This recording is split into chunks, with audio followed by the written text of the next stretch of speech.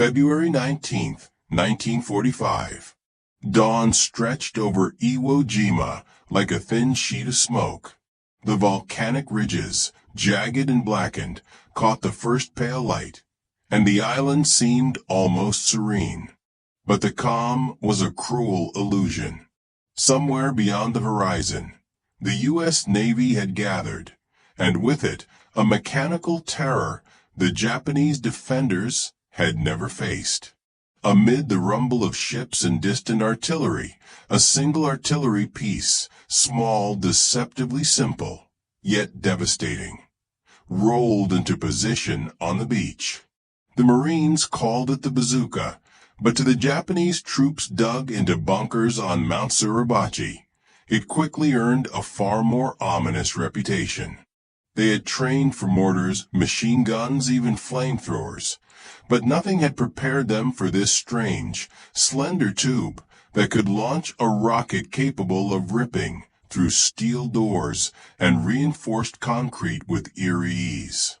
The contrast could not have been starker. The Japanese had fortified the island for years. Tunnels carved into volcanic rock, steel-reinforced pillboxes, and emplacements designed to crush any frontal assault. They believed the island's natural defenses and their own skill would hold the Americans at bay. And yet here came a weapon that seemed almost alive, hungry, precise, and terrifyingly mobile. Stories quickly spread among the defenders. In one northern cliffside bunker, a group of soldiers huddled together, listening to the sharp whine of the approaching rocket. "It's like the mountain itself is firing at us," one whispered, voice trembling. Another muttered bitterly, "We've faced bullets, shells, even typhoons, but not this." For the first time, fear wasn't just a distant possibility. It was immediate, physical, almost tactile. On the American side, the bazooka was treated with a mix of respect and practicality. Manuals emphasized accuracy and positioning, but the Marines quickly discovered an unexpected effect. The weapon didn't just destroy bunkers, it terrorized their occupants. Reports from the first day noted Japanese soldiers abandoning fortified positions, rushing into the open only to be picked off by accompanying riflemen. The weapon worked in tandem with fear, not just firepower. February 21st, 2 days into the landing, brought grim confirmation. In a single sector near Suribachi, concentrated bazooka fire had destroyed 7 bunkers and a small artillery emplacement, according to post-battle records. Observers noted that the surviving soldiers moved with a caution bordering on panic. The island's black volcanic ash, normally inert and still, seemed to pulse with the echoes of explosions, curling around terrified men as if mocking them. The psychological effect was almost as important as the physical destruction. Japanese soldiers had been drilled to face death calmly, yet here was a threat that couldn't be reasoned with, a machine that struck without warning. Even hardened veterans felt a chill. One officer would later note in his diary, "We were soldiers, yet for the first time, I feared the metal more than the man who wielded it." Among the Marines, there was a quiet, ironic humor. One corporal observed a bunker collapse and muttered, "Well, that's one less door to kick open later." Amid the carnage, such wry asides punctuated the tension, reminding even the most battle-hardened men that war had room for absurdity, however small.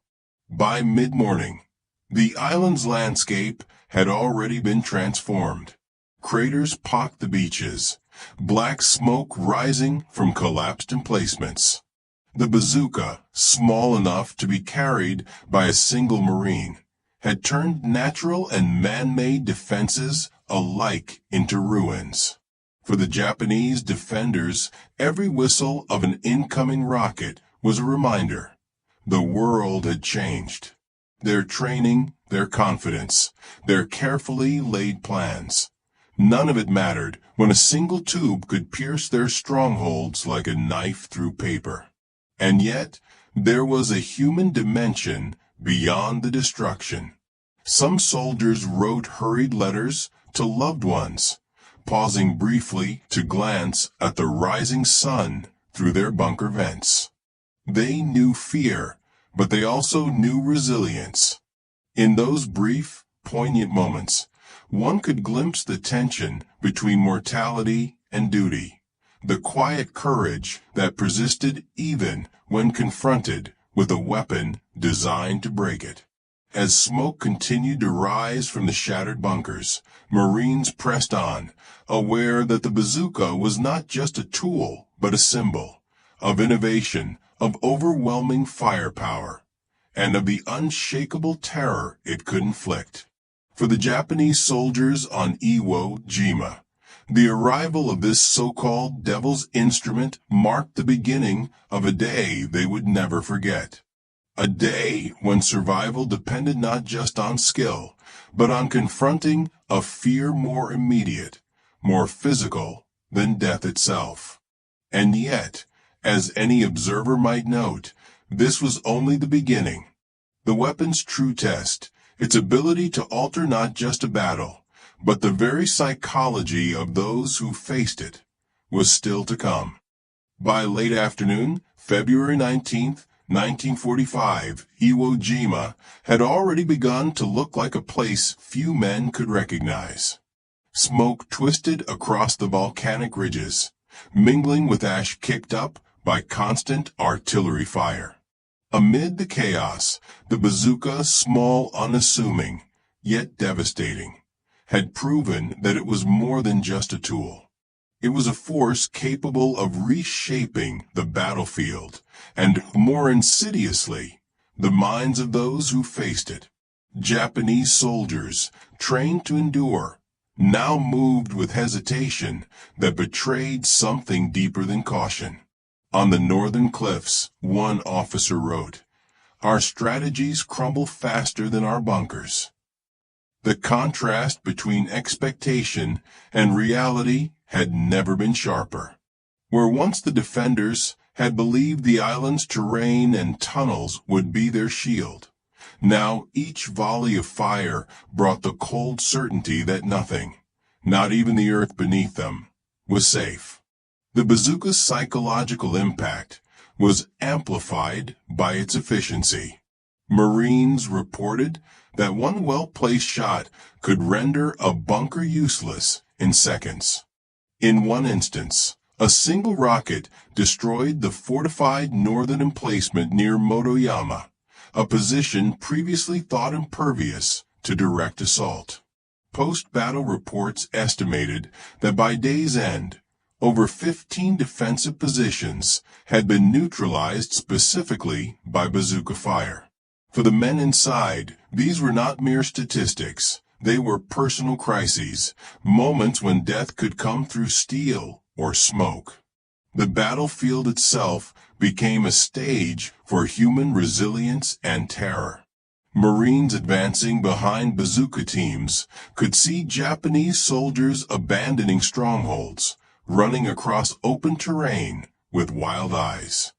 The air was thick with the smell of gunpowder and scorched earth, punctuated by the occasional whistle of a rocket narrowly missing its target. It was like hunting ghosts, one Marine later recounted. But the ghosts were alive and terrified. The transformation was not only tactical, but emotional. Japanese commanders quickly recognized the weapon's power to erode morale. They experimented with countermeasures, camouflage, deeper bunkers, decoy positions. Yet even the most sophisticated defenses could not fully mitigate the fear. The psychological terror inflicted by the bazooka was evident in survivor accounts. Soldiers spoke of sleepless nights in tunnels, hearts hammering at every distant crack, convinced that the slender tube had found them even in the dark. For the American forces, there was a subtle, almost ironic acknowledgement of this power. One Marine described the effect as half gun, half theater. In other words, the weapon performed on two stages: physical destruction and psychological manipulation. A single shot could flatten a bunker, but the echo, the sudden eruption of fire and smoke, haunted enemy minds long after the impact. Even seasoned officers admitted that the weapon's value was as much in terrorizing as in killing. Amid the destruction, small human stories emerged. Letters written in foxholes, hastily folded and tucked into pockets, captured fleeting moments of humanity. A Marine watching a bunker collapse wrote to his sister, "We carry death, but we remember life too." Meanwhile, Japanese soldiers etched last thoughts into the walls of their dugouts or whispered them to comrades. These personal details, fleeting and fragile, were stark reminders that even amid mechanized horror, human consciousness remained vivid and poignant. Irony occasionally pierced the grim atmosphere. One Marine quipped as a bunker erupted into smoke, "If only the general had included directions on how to scare ghosts with this thing." Such moments of dark humor provided fleeting relief, but they also underscored a larger truth. Warfare was as much about managing fear as delivering firepower. By the end of that day, the island had undergone more than physical transformation. The very way battles would be fought, the very way men perceived danger, had shifted. The bazooka had revealed that fear could be engineered as deliberately as any strategic maneuver. It forced both sides to rethink assumptions. On the Japanese side, about survival and courage. On the American side, about how psychological factors could augment raw strength.